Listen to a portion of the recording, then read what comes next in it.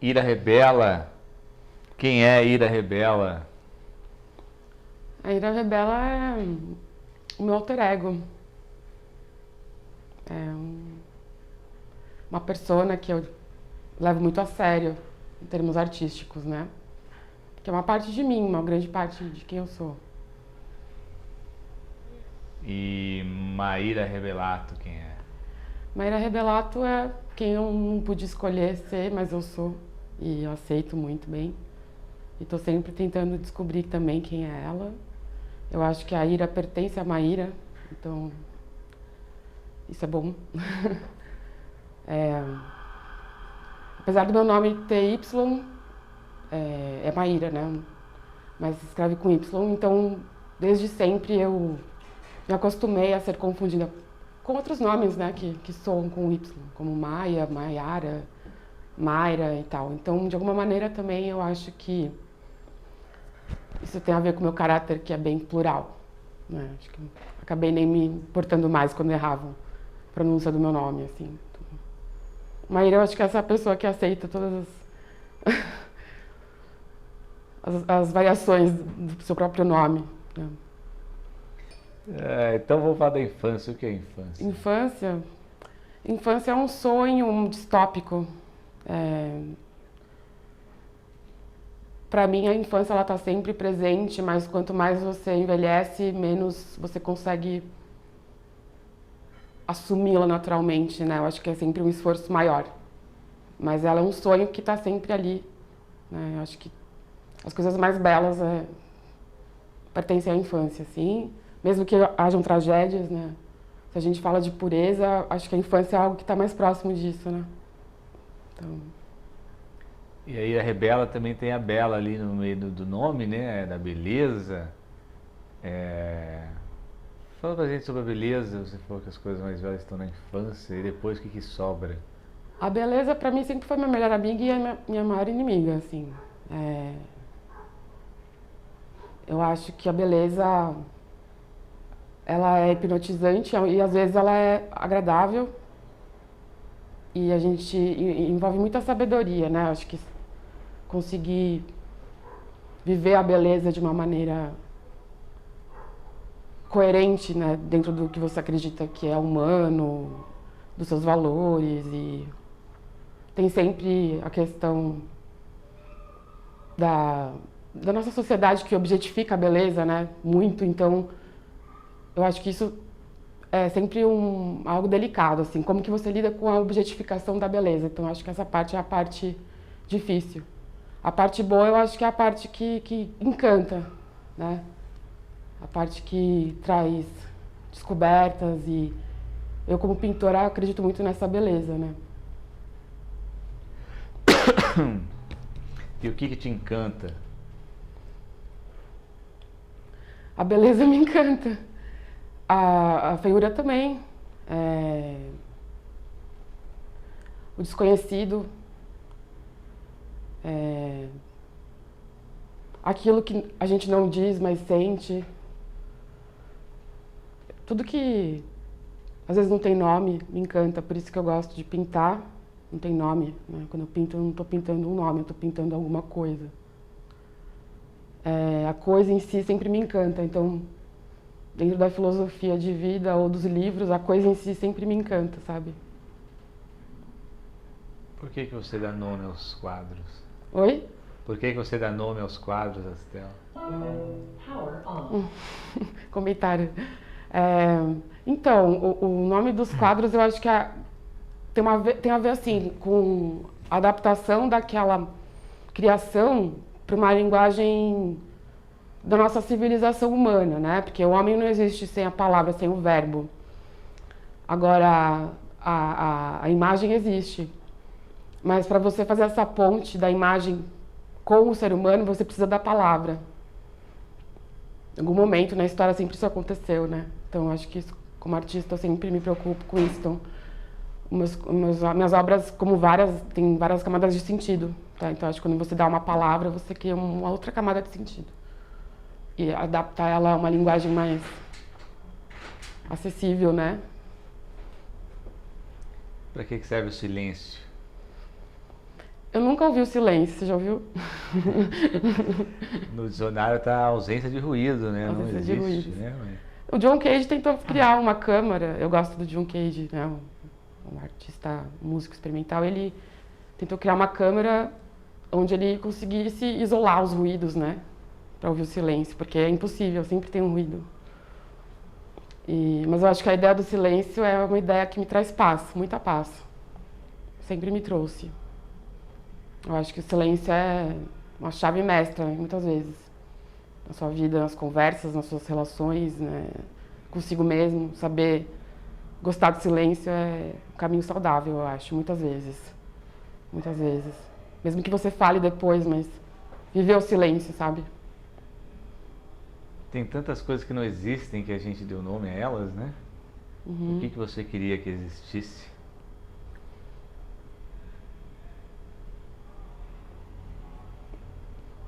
Nossa, essa pergunta é difícil. A morte. O que é a morte? Queria que a gente conseguisse entender mesmo, todos da mesma forma, o que é a morte. É um sonho. Acho que isso resolveria muitas coisas, mais do que Deus. Eu não lembro se foi aqui no ateliê, mas alguém falou que assistiu Os Sonhos de Kurosawa na escola. Uhum. Qual era seu sonho na infância?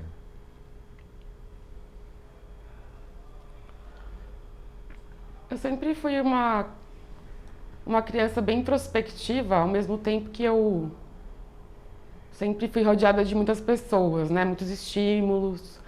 Tive uma infância feliz. Meus pais sempre estimularam a arte. Eu lembro, desde pequena, pegando o microfone, cantando em festas, assim, a gente improvisando karaokês e tal. Então, sempre, essa expressão espontânea sempre foi estimulada, né? Mas, ao mesmo tempo, eu sempre me senti uma enxurrada de informações, né? Como se eu sempre tivesse muitos estímulos em volta de mim, assim. E, então, eu acho que eu já comecei ali a sentir uma certa desorganização também. Daí, isso, psicanaliticamente, a gente pode levar para vários lugares, né? Acho que não cabe agora, mas eu acho que faz parte da pessoa que eu sou, que é desintegrada, porém consciente, sabe? Então, eu sei que eu sou muito sensível aos estímulos, ao externo. E aí é um processo bem complexo para mim aprender a me organizar com o mundo externo e o interno. É sempre um processo desafiador para mim, né? Então, cada vez mais eu vejo isso mais claramente, assim, né? E acho que a minha infância é um lugar onde eu colhi toda essa riqueza de vida, que também complica nosso espírito, né? Às vezes muita vida deixa a gente perdido. Se na infância é o lugar onde você recolheu toda essa riqueza de vida, quando a gente é adulto, o que a gente recolhe do mundo, né? Pois é, eu acho que quando a gente é adulto, a gente tem mais é que saber reconhecer o que a gente recolheu e compartilhar e jogar fora e saber a hora de plantar, a hora de colher, com quem plantar, como, aonde. Então já envolve toda uma lógica, uma estratégia de ser, que né, quando você é criança você não precisa se preocupar com essa estratégia, né? Então, como adulto é uma coisa imprescindível, né? Aí voltando para a questão do caráter, eu acho que tem a ver com isso, porque o caráter está ligado à moralidade, né? Então, valores e tal. Então, o que você escolhe para ficar na sua prateleira de valores? Como que você aplica eles, né? Então, não é fácil viver, né? Não é nem um pouco fácil. Mas filosofia ajuda, eu acho que ajuda. Vamos falar de filosofia antes. O Sartre que diz, né, que o inferno são os outros. Uhum. O Ferreira Goulart falou uma vez numa entrevista que o paraíso são os outros, né? Uhum. Acho que o Walter Hugo Mãe escreveu um livro que chama O Paraíso são os outros também. Tá. Fala um pouquinho sobre isso. O existencialismo é uma linha filosófica que eu sempre gostei. Quando eu comecei a ler Sartre, eu falei, faz muito sentido isso. Por conta da compreensão do que significa a liberdade de expressão, o livre-arbítrio, né? O estar sendo mais valorizado do que o ser, né? Então eu estou de tal forma, então nesse momento eu estou assim, eu sou neste momento isso. Então o existencialismo ele não se preocupa muito com de onde você veio, para onde você vai, por que você está aqui, como que você enxerga o seu momento agora, né? E como que você lida com tudo isso que te acomete. E por esse motivo eu entendo quando ele fala inferno são os outros, né? Porque é como se assim, você na sua existência individual consegue definir quem você é, pensar sobre quem você quer ser, só que diante da sociedade que você está sempre inserido, isso se complica bastante. Então, as outras referências, né, coisas que você tem que questionar sobre si mesmo, a partir do momento que você se compara com qualquer coisa que está em volta de você. E aí o inferno é nesse sentido, porque você nunca vai achar uma conclusão, né? Eu entendo isso que o Sartre quis dizer. Você nunca vai achar uma conclusão. Quanto mais você se dispõe à pluralidade do que te cerca, menos você sabe quem você é. Por isso que é o inferno, né?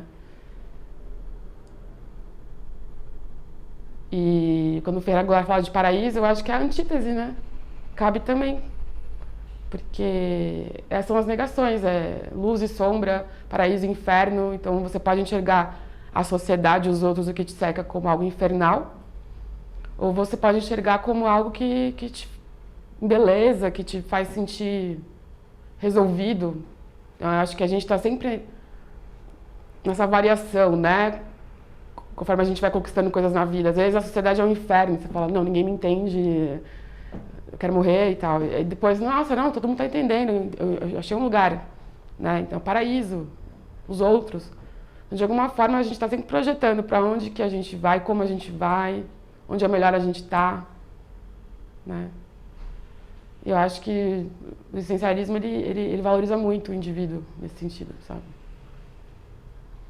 A gente está aqui na Vila Mariana, né? Lugar onde a Rita Lee cresceu, por exemplo, né? Uhum. E na rua de trás aqui tem um lugar onde morou o Mário de Andrade, né? Sim, sim. E a Tarsila também? Sim, eles moraram nessa casa quando eles eram casados, até onde eu fiquei sabendo. É uma casa aqui atrás. O Mário ou o Oswald? O Mário de Andrade. Ele foi casado com a Tarsila? Não foi? Sei não. Ah, me confundi. Mário de Desculpa, Andrade, modernismo brasileiro. É a gente se emperrando quando o boa, assunto é sim. caráter, né? Eu errei. A gente não vai editar nada. O erro é fundamental. Mas aí eu ia falar sobre isso, né? Sobre o herói sem caráter, né? O anti-herói? O anti-herói, o Macunaíma, como é ser vizinho de um lugar macunaímico? Na realidade, eu descobri há pouco tempo, né? Então, de novo, a questão da camada de sentido, né? Depois que eu fiquei sabendo, é óbvio que isso me tocou profundamente, né? Porque eu acredito muito... Eu não gosto dessa palavra do karma, não é isso. Mas eu acho que não tem também muita coincidência em muitas coisas. Eu fico só no mistério. Por que será, né? Que eu tô perto de uma casa dessas? Por que será que desde pequena eu fui ler uma poesia do Oswald de Andrade e aquilo significou pra caralho pra mim, né? Por que será? Então tudo isso vai chegando e você vai juntando as peças e vai sendo quem você é, né? Eu como artista foi sempre assim. Essas coisas vieram, fui até elas e elas foram me dando matéria de existência, né? Então eu acho que nesse sentido é como se fosse uma confirmação de quando os outros são um paraíso, né? Que você fala, poxa vida, que perto de mim morou o Mário de Andrade, né? Uma cabeça essencial para nossa história, para o Brasil, para a arte brasileira e tal, e quanto que ele me influenciou também. E eu falo, poxa, obrigada por compartilhar essa órbita energética de alguma maneira, sabe? Eu sinto gratidão, na verdade. Perto de você morou talvez a maior definição do povo brasileiro. O brasileiro, o que é o brasileiro para você? Então, os modernistas se preocuparam com isso, né? Com toda razão. diante dessa invasão estrangeira toda que estava acontecendo, de uma maneira sempre desrespeitosa que acontece no nosso país, né? Sempre acaba provocando mais regresso do que nosso desenvolvimento autônomo como país e tal. E aí essa busca pela identidade é uma coisa que foi muito importante. E o perigo também é de cair num patriotismo, nacionalismo não saudável, né? Que é o que a gente está vivendo hoje. Então eu acho que de alguma maneira o brasileiro ele é essencialmente plural, né? Eu acho que dá para falar literalmente que ser brasileiro é você ser sincrético. Etnicamente sincrético, independente da sua cor, independente de onde você veio. Essa mistura, ela tá com você, quer você aceite ou não, né? A alteridade, tanto no nível espiritual, físico, psicológico, social. Então, ser brasileiro é um desafio nesse sentido de conseguir reconhecer que as nossas aparências realmente enganam muito. E a nossa identidade nunca vai ser única. Nunca. Existem lugares que elas são mesmo, a gente pode até, né, pensar. O Brasil nunca vai ser, e isso é rico, né? E enquanto o brasileiro não enxergar isso como algo benéfico, né, a gente vai continuar regredindo e ficando à mercê, né, dos que acreditam na sua identidade de fora e impõem ela sobre nós. E me diz uma coisa, o George Bataille escreveu a história do olho. Você está na frente aí de um olho que você pintou. Sim. Qual é a importância do olho? Então, eu sempre gostei de desenhar e sempre, desde pequena, pensava, nossa, como que funciona o olho, né? Sempre achei curioso. E quando eu comecei a estudar mais arte, eu fui buscar literatura que falava sobre o olhar, assim. Então eu li, por exemplo, textos do Goethe, tem muitos textos que ele fala sobre o olhar. Aí tem textos mais científicos, né, física, e textos mais artísticos. E aí o Jorge Bataille, quando me deparei com ele, foi muito forte, assim, porque ele traz essa perspectiva da crítica religiosa social, né, e o erotismo e tudo isso. E aí eu acho interessante essa subversão, né, esse grotesco, por conta da importância de a gente desconstruir ditames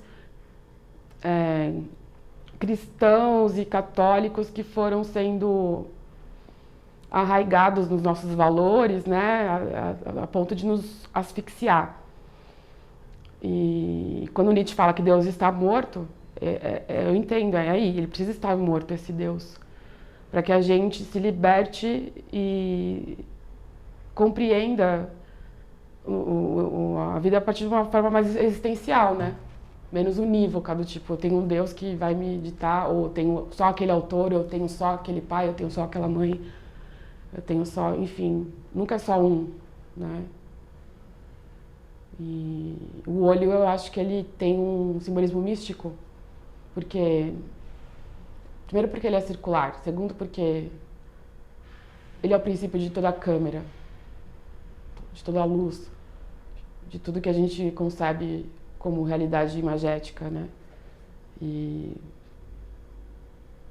os nossos olhos estão sendo muito explorados, né? De diversas maneiras. Eu acho que ele é um conceito a ser explorado enquanto a humanidade existir, enquanto a arte existir.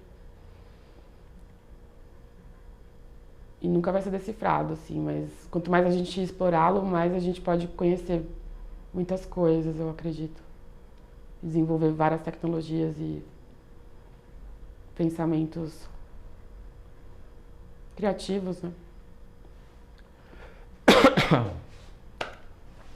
O Roland Barthes diz num texto lá num pós-fácil da História do Olho, de uma das edições, que a História do Olho é a poesia de Bataille, né? Ele não encara aquele livro como um livro erótico, sim, como um livro de poesia. Uhum. eu perguntar para você, então, o que é a poesia?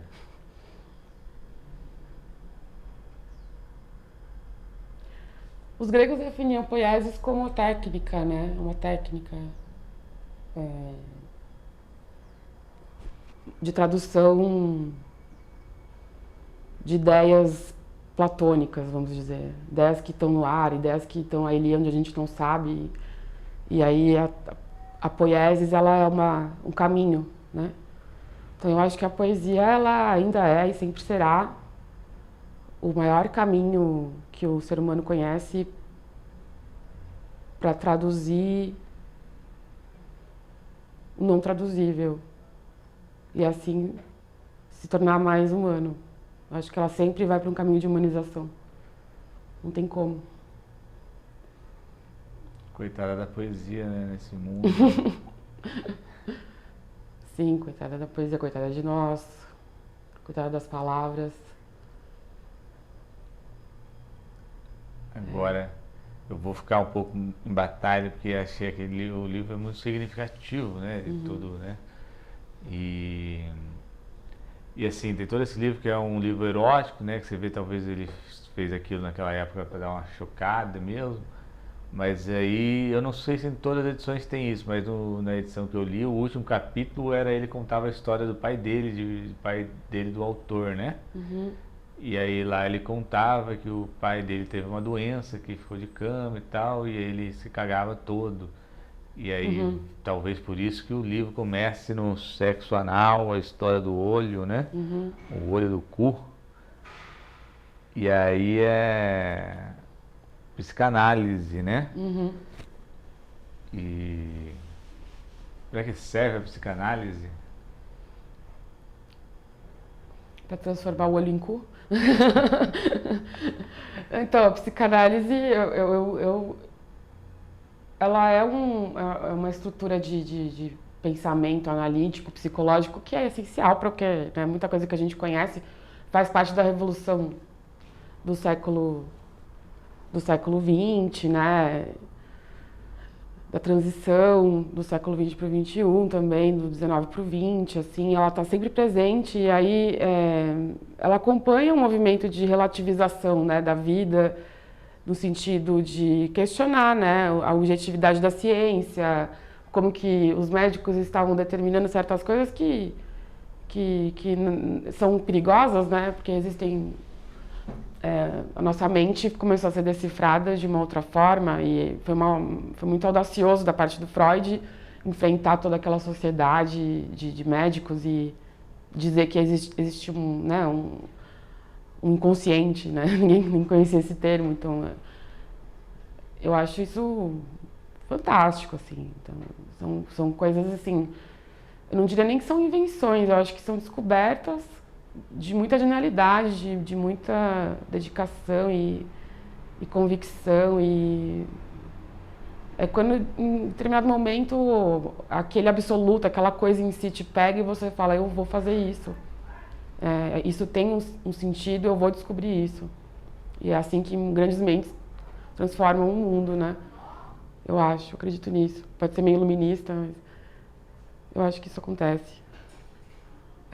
E o Freud foi uma dessas pessoas. A psicanálise, hoje, ela já é muito revista, né? Já teve... Mas eu acho que ela é essencial para entender a psicologia humana, entender principalmente a estrutura da sociedade burguesa que ficou...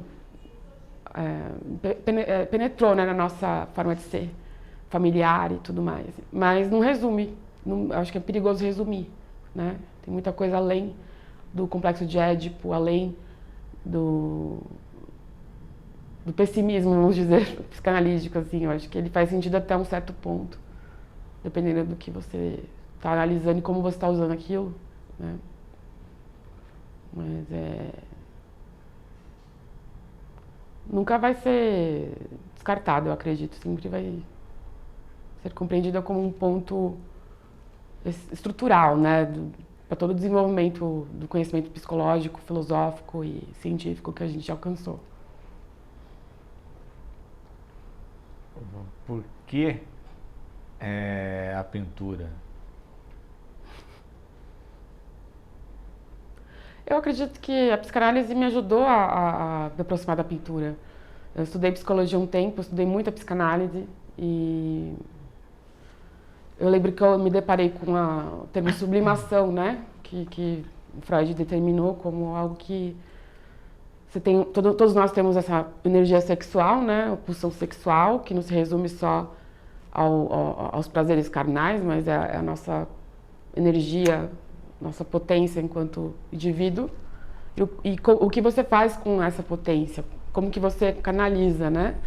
E o Freud, ele, ao estudar muitos artistas, ele percebeu o quanto que a arte servia de caminho, né, para direcionar essa pulsão, um caminho construtivo, não destrutivo, muito mais da pulsão de vida, né? Então a sublimação, ela, quando eu mergulhei nesse conceito, eu falei, nossa, interessante, né? E aí eu sempre fui uma pessoa, eu penso muito rápido, penso muitas coisas, enfim. E eu sempre desenhei, né?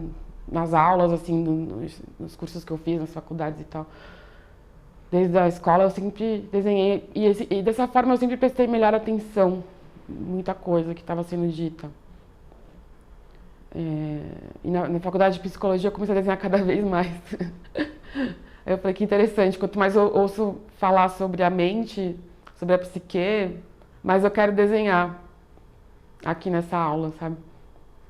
E aí eu comecei a entender, falei, poxa, tem alguma coisa aí. E por questões próprias de saúde mental minha também, eu falei, vou pintar mais. Porque isso é uma válvula onde eu consigo extravasar o processo energético que está passando no meu cérebro, enquanto eu estou filosofando, pensando em milhares de coisas e entendendo muitas coisas. É um caminho que, para mim, sempre me ajudou a organizar meu pensamento, para começar, né? Então, aí tem um aspecto terapêutico da tinta, né? Que sempre me encantou.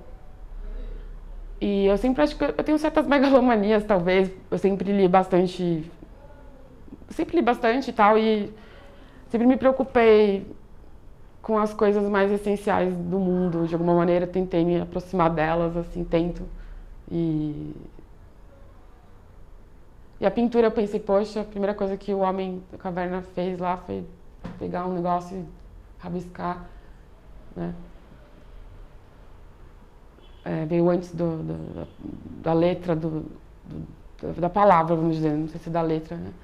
Mas dos estudos que a gente tem, dos acessos que a gente tem, a gente sabe que veio antes, né? Da palavra escrita. Você acredita no conceito da classe artística? Não.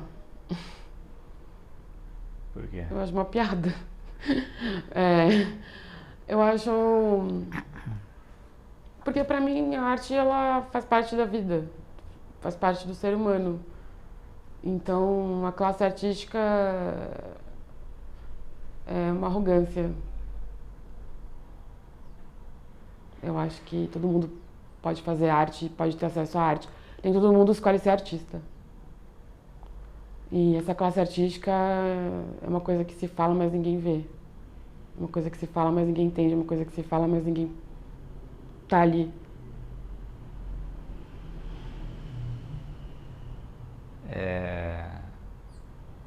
O que é ser um anel marginal? Foi um nome que caiu bem, né? Eu lembro quando a gente trocou ideia sobre isso, pra mim fez muito sentido, né? Eu acho que o marginal sempre me fascinou na literatura, né? E não por um sentido de modismo, eu acho que por identificação, né? Sempre me senti à margem mesmo. Não vou falar mentira. E hoje a gente não sabe mais onde estão as margens, né? Mas elas estão por aí. Então acho que o neo, ele traz uma luz, né? Pra gente revisitar esse termo. E é muito importante. Eu, como artista, eu acredito que ele é essencial. Para tudo que eu acredito como artista, dentro do que eu entendo como underground mesmo, também.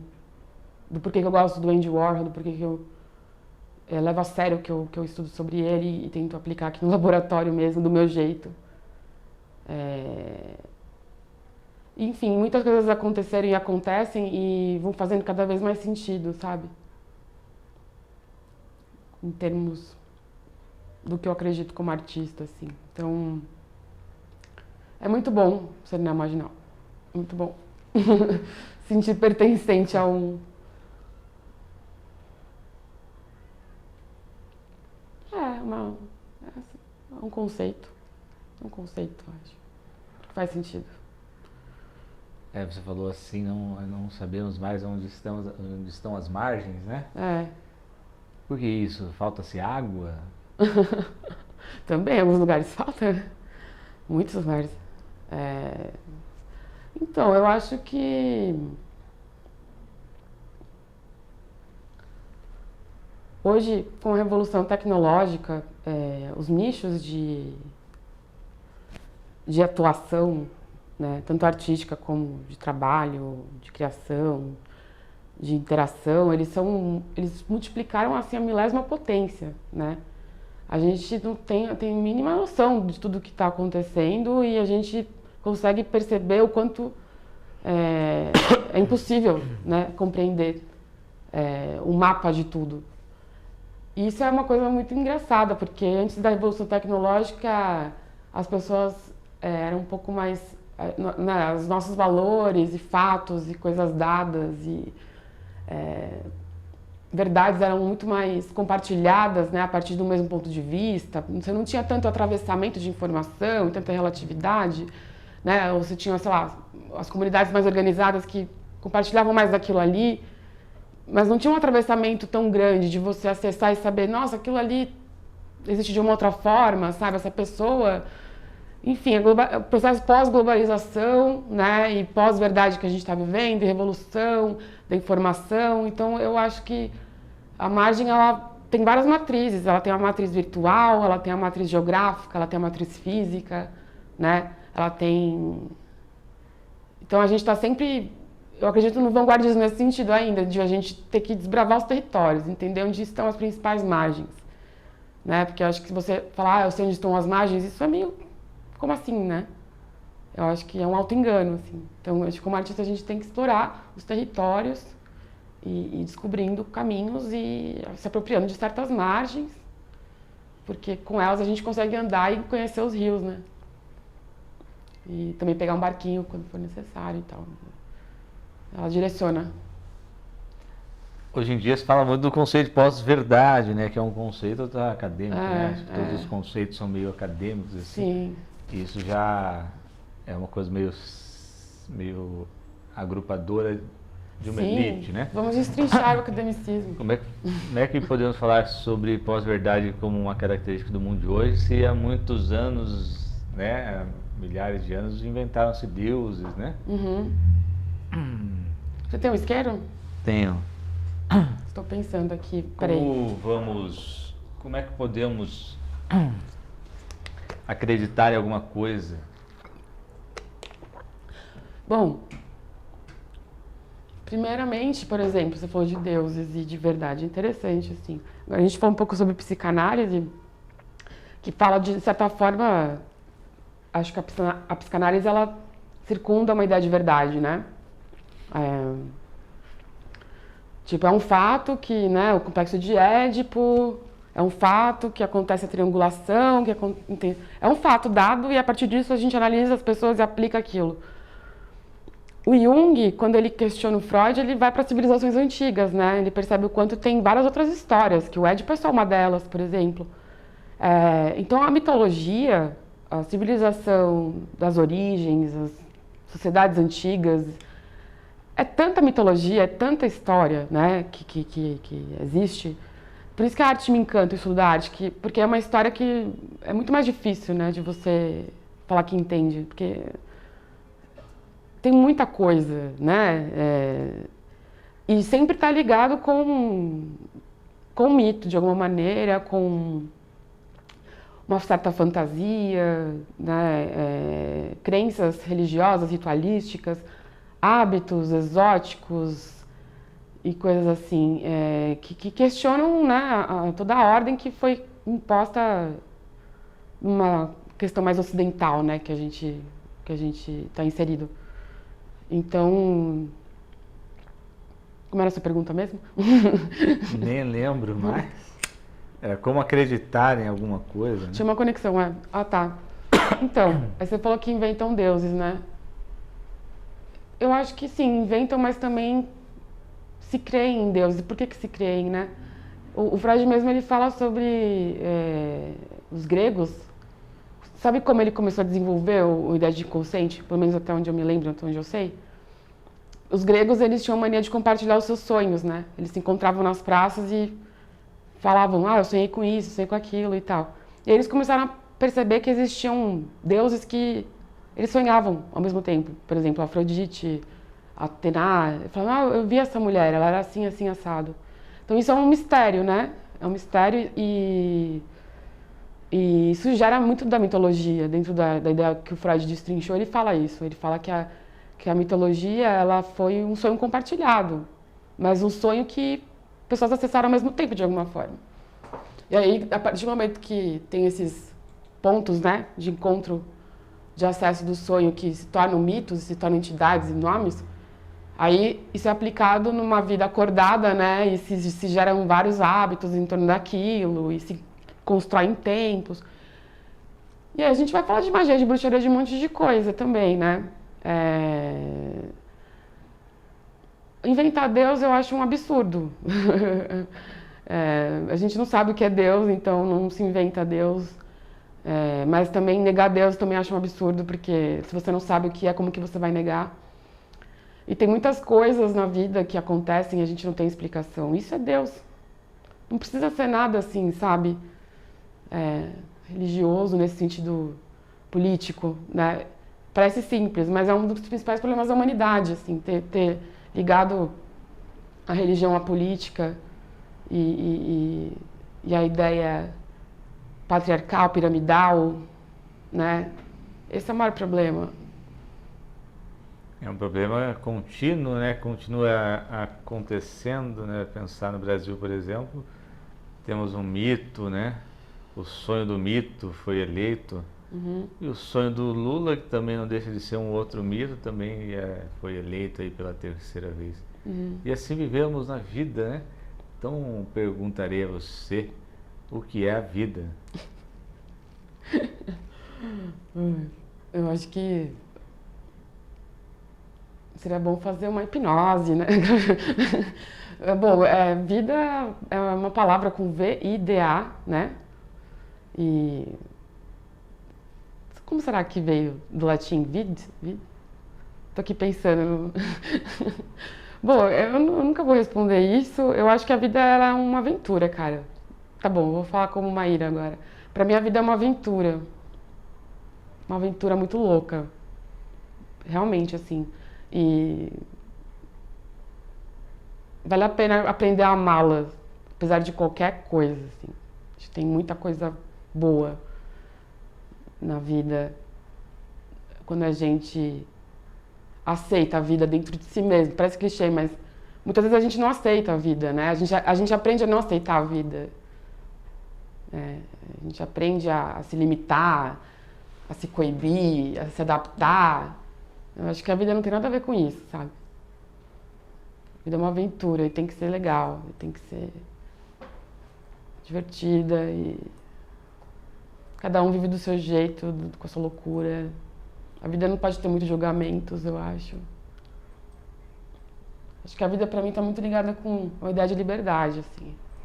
Senão não é vida, é uma existência, uma sobrevivência, sei lá. Falando nisso, eu vou no show dos Titãs, né? E eles falam, né? Tem a música, né? Diversão, né? E também tem aquela que diz, eu não vou me adaptar, né? Uhum.